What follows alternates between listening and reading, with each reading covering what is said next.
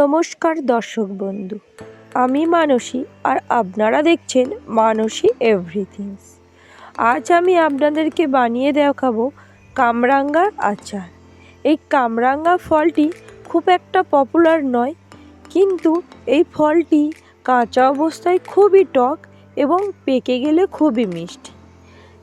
এর আচার বানাতে গেলে কি কি মশলা দিলে আর কি কি জিনিস অ্যাড করলে এটি খুব সুন্দর টক ঝাল মিষ্টি আচারে পরিণত হবে এবং আমের আচার জলপাইয়ের আচারকেও হার মানিয়ে দেবে, সেইভাবে আপনাদেরকে বানিয়ে দেখাবো। এর জন্য আমি প্রথমেই নিয়েছি কিছু কামরাঙা। দেখুন কি দারুণ এবং লোভনীয় দেখতে এই কামরাঙাগুলো। এইগুলো দেখতে পুরো স্টারের মতন, তার জন্যেই এগুলোকে বলা হয় মনে হয় স্টার ফ্রুট। প্রথমেই কামরাঙাগুলোর উপরের যে শিরা মতন আছে সেইগুলোকে কেটে বাদ দেব। আমি এখানে ছুরি ব্যবহার করে সেইগুলোকে প্রথমেই কেটে বাদ দিয়েছি। আগে থেকেই আমি কামরাঙাগুলোকে ভালো করে ধুয়ে নিয়েছি। এইবার এর উপরের কিছুটা অংশ এবং পিছনের কিছুটা অংশ বাদ দিয়ে ফেলে দেব, আর কামরাঙাগুলোকে এমন করে গোল গোল করে কেটে নেব। পুরো স্টারের শেপে হয়ে যাচ্ছে। আমার কাঁচা কামরাঙাগুলো এতটাই মিষ্টি হয়েছে, এগুলো পেকে গেছে, যার জন্যে সেটি আর প্লেটে রাখাই যাচ্ছে না, খাওয়ার জন্যে হাতে করে তুলে নিচ্ছি। এইবার এর মাঝখানে যে দানাগুলো থাকে সেইগুলোকে বাদ দিয়ে দিতে হবে। এইভাবে দানাগুলোকে অবশ্যই বাদ দিয়ে দেবেন, নাহলে আচার বানালে এগুলো গালে পড়লে খেতে ভালো লাগবে না। সমস্ত কামরাঙাগুলো আমার কাটা হয়ে গেছে। কি অ্যাট্রাকটিভ লোভনীয় দেখতে হয়েছে। এগুলো নুন লঙ্কা দিয়ে ভালো করে মশলা মাখিয়েও কাঁচা অবস্থায় খেলেও খুব সুন্দর লাগে। এইবার এই কামরাঙাগুলো আমার কাটা হয়ে গেছে, এইগুলোকে আমি সাইড করে কিছুক্ষণের জন্য রেখে দেব। ততক্ষণ এইদিকে আমি একটি মশলা বানিয়ে নিচ্ছি। মশলার জন্য নিচ্ছি মৌরি, 3টে শুকনো লঙ্কা, জিরে ও ধনে। এইগুলোকে শুকনো কড়াতে ওভেনের উপরে প্রথমে ভেজে নিতে হবে। প্রথমেই আমি দিয়ে দিয়েছি লঙ্কাগুলো, কেন লঙ্কা ভাজতে একটু সময় বেশি লাগে, কিন্তু ওই মশলাগুলো তাড়াতাড়ি হয়ে যায়, তাই প্রথমে দিয়েছি শুকনো লঙ্কা। কিছুক্ষণ পরে গ্যাসের ফ্লেমটা একদম আস্তে করে দিয়ে দেব বাকি মশলাগুলো, দিয়ে এগুলোকে শুকনো কড়াতে ভেজে নেব। মশলাগুলি ভালো করে ভেজে নেব। অবশ্যই দেখতে হবে যাতে না মশলাগুলো পুড়ে যায়, হালকা করেই ভেজে নিতে হবে। মশলাগুলো আমার ভাজা হয়ে গেছে। এবার এটিকে একটি পাত্রে রেখে দিচ্ছি কিছুক্ষণের জন্য।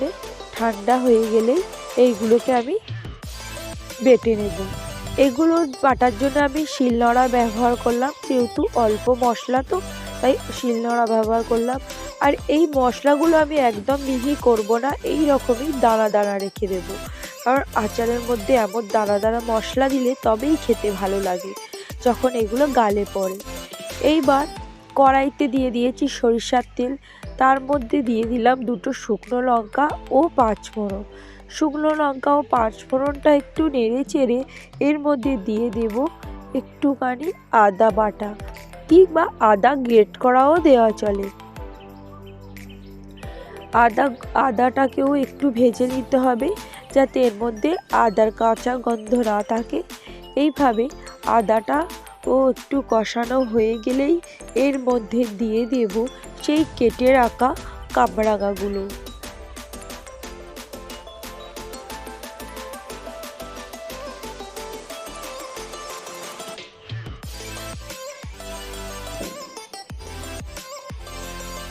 কামরাঙাগুলো দেওয়ার পরেই এটিকে ভালো করে নাড়তে হবে, একটু ভাজা ভাজা করে নিতে হবে।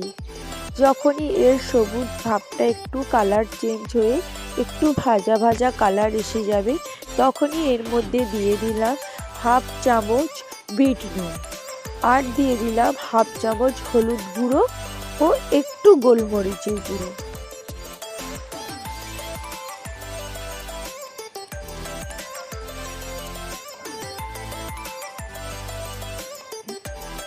এই মশলাগুলো দিয়ে ভালো করে ভেজে নিতে হবে কামরাঙাটিকে। কামরাঙাগুলো ভালো করে ভাজা হয়ে গেছে। এইবার এইটিকে একটি পাত্রে তুলে রাখলাম। এবার সেই কড়াতেই দিয়ে দেব জল। একটু সামান্য জল দিয়ে দিলাম 1 বাটি বাতাসা।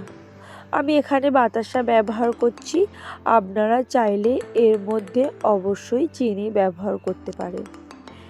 বাতাসাটা দেওয়ার পরেই আমি এর মধ্যে অ্যাড করব একটুখানি গুড়।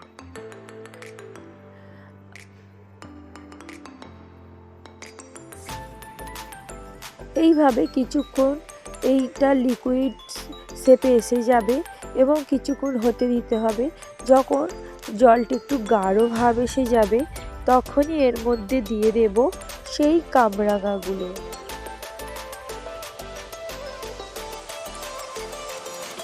সেই ভেজে রাখা কামরাঙাগুলো এর মধ্যে দিয়ে দিলাম।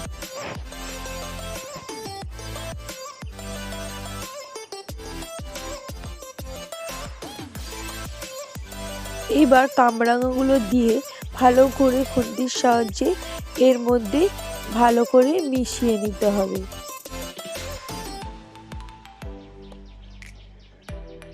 এবং কিছুক্ষণ এটিকে নাড়তে হবে। এইভাবে ততক্ষণ পর্যন্ত নাড়তে হবে যতক্ষণ না এটি কমে আসে, এরকম মাখা ছাকা একটা ভাব এসে যায়। এবার এর মধ্যে দিয়ে দিলাম সেই মশলার গুঁড়োটি, যেটি আগেই আমি বানিয়ে রেখেছিলাম। মশলাটা দিয়ে ভালো করে মিশিয়ে নিতে হবে। নিয়ে এইটি গ্যাসের ফ্লেমটা বন্ধ করে দিতে হবে। গ্যাসের ফ্লেমটা বন্ধ করে দেওয়ার পরেই এর মধ্যে অ্যাড করব ও পাতিলেবুর রস। যেহেতু এই কামরাঙাগুলো পেকে যাওয়ার পরে খুবই মিষ্টি হয়ে যায়, এর মধ্যে কোনো টক ভাবই থাকে না, তাই এই আচারটাকে টক ঝাল মিষ্টি বানানোর জন্যে অবশ্যই এই লেবুর রসটা অ্যাড করলে খুবই ভালো। এই আচারটা তো খুবই সুন্দর হয়েছে। এবার এটিকে যদি আমরা স্টোর করে রাখতে চাই তাহলে এর মধ্যে অ্যাড করে দিলাম একটুখানি ভিনিগার। এই ভিনিগারটা দিলে এই আচারটিকে আমরা দীর্ঘ সময় ধরে এটিকে স্টোর করে রাখতে পারবো। এটি কোনো রকম খারাপ হবে না, কিচ্ছু হবে না। যদিও এটি মিষ্টি আচার, জেলি আচার, তাই এটি এমনিতেই অনেক দিন থেকে যাবে, তবুও ভিনিগারটা দিলে খুবই ভালো হয়। এইভাবে আমার রেডি হয়ে গেল টক ঝাল মিষ্টি কামরাঙার আচার। তাই অবশ্যই করে যদি কামরাঙা পেয়ে থাকেন সেটিকে আর ফেলে দেবেন না কিংবা বাড়িতে রেখে দিয়ে নষ্ট করবেন না। বানিয়ে ফেলুন এই রকম সুস্বাদু টক ঝাল মিষ্টি কামরাঙার আচার। আর আমার এই রেসিপি ভালো লেগে থাকলে অবশ্যই করে লাইক, শেয়ার এবং কমেন্ট করবেন। আর আমার পাশে থেকে আমার চ্যানেলটিকে সাবস্ক্রাইব করার অনুরোধ রইল। সকলে ভালো থাকবেন, সুস্থ থাকবেন। Thank you for watching.